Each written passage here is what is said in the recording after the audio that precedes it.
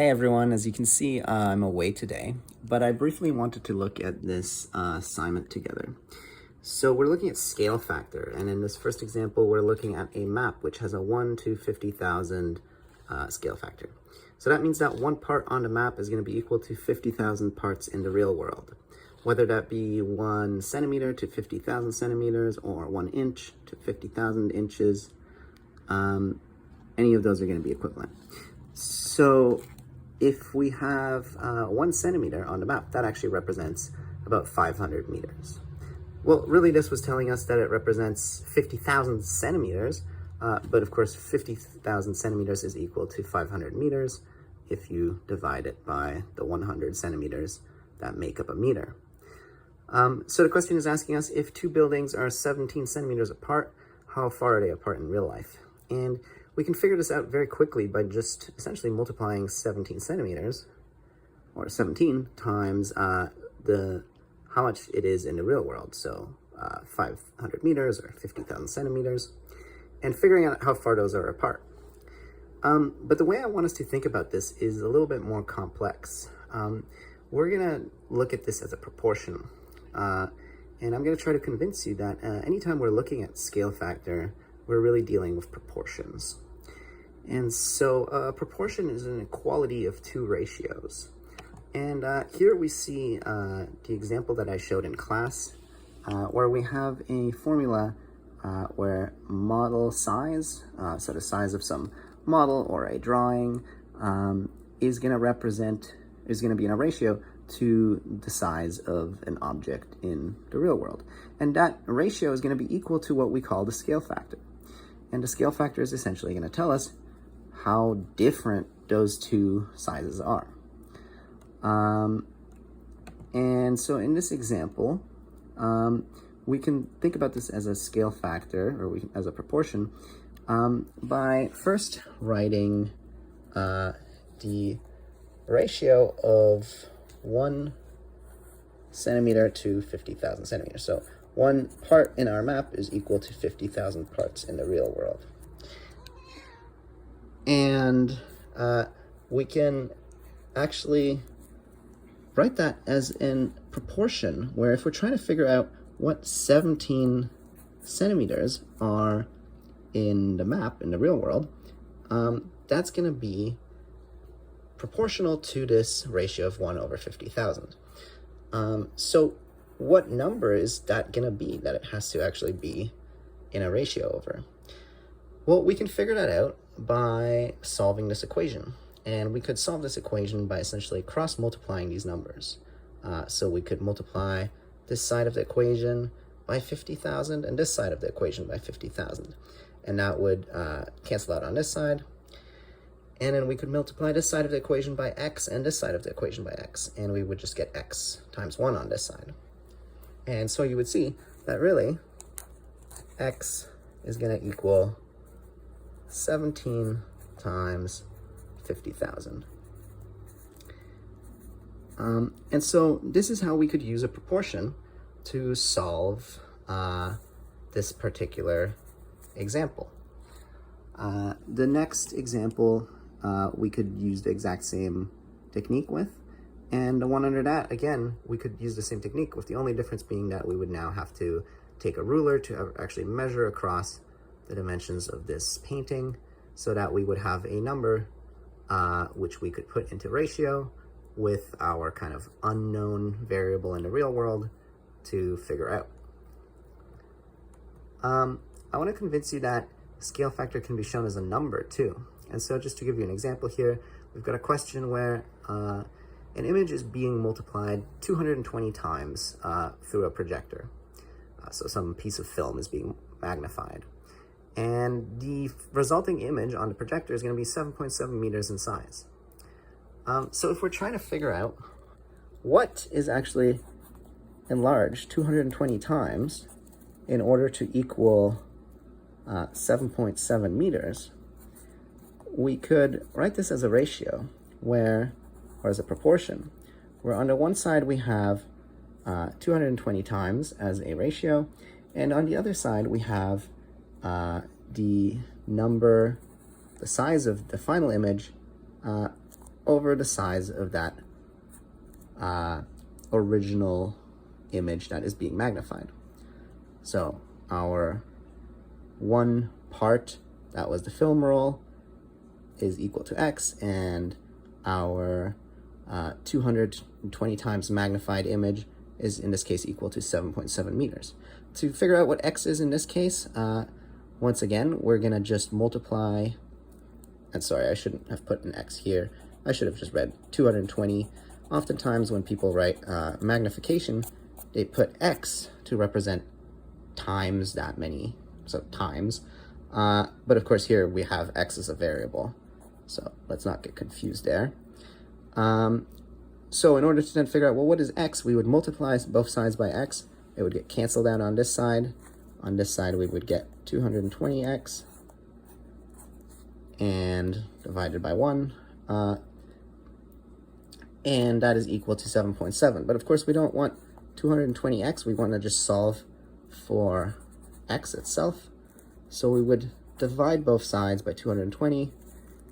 And so again, we would just see that what we have to do in order to actually solve this is divide 7.7 meters by 220 in order to figure out what the actual size of our original image would be.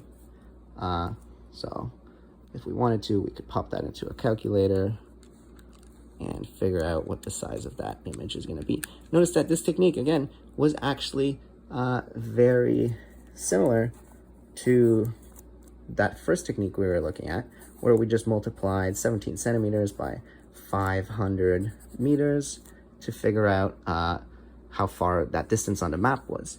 We're just here dividing our 7.7 meters by the 220 times magnification. Sorry, that should not have said meters.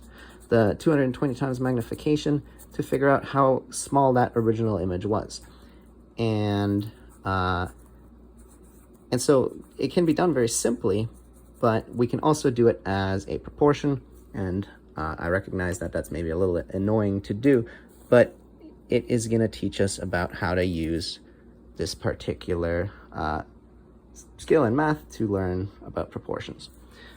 So we can use these kinds of ratios like 1 to 50,000 here. We can use scale factor as whole numbers like 220 times, or sometimes you hear of something like 1,000-fold, which just again means 1,000 times multiplication. We can also use a decimal. And so in this example here, we're looking at a model house, which is made at a 0.05 scale factor. And again, we could do this very simply. We could just multiply 0.05 by 18 meters to figure out how small this model house would have to be if the original house was 18 meters tall. But just to, again, convince you that this is, in fact, a proportion, I'm just going to show you that if we have the decimal 0.05, well, we can write that as a fraction. And so specifically, we can write that as a fraction of 5 divided by some factor of 10. Remember when we were looking at percentages, we were talking about essentially dividing or multiplying by a factor of 10 to move the decimal place. So if you multiply, the decimal place goes to the right, and if you divide, the decimal place goes to the left. And so if you divide by 10, well, the decimal place moves once, and you get 0.5. And if you divide by 100, well, then that decimal place is going to move twice, and you're going to end up with 0.05. And so that is so much as to say that 0.05 is equal to 5 divided by 100.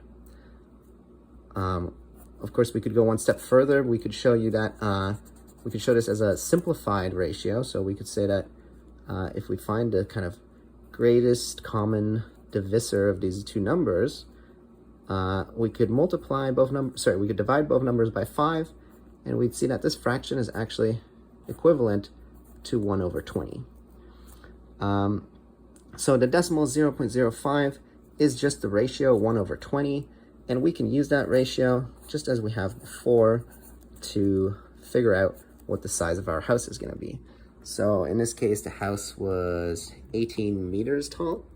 Well, 18 meters is the size of the original house, right? So we've got 1 part in the model house is equal to 20 parts in the real house.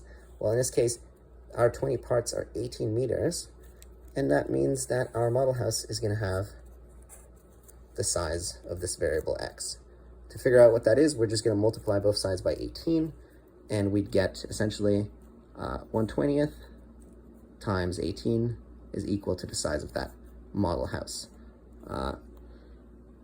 And so I hope that convinces you that we can show a scale factor as a decimal as well. And you can fill out these questions using that kind of logic.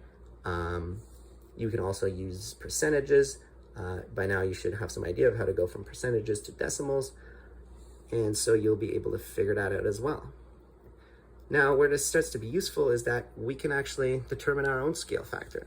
So for example, in this question here, we're looking at finding the scale factor, and we're given the size of a drawing of a building and the real building.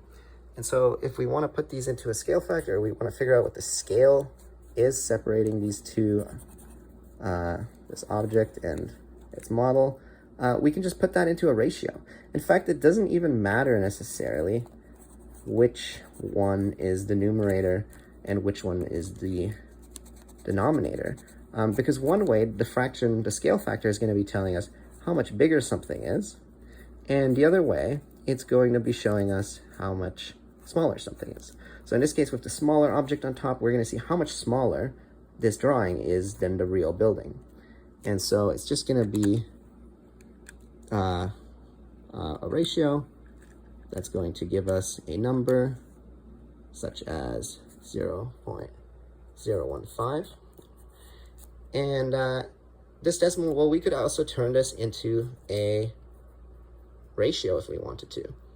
We could turn this into 15 divided by by 1,000. And so this is 15 thousandths is a ratio here. Actually, we could divide all this by 5, and then we would get 3/200. That would be an even more simplified ratio. And so the scale of this particular 15 centimeter model to the 9,000 centimeter building is 3/200. Or we could show that as a scale factor like this.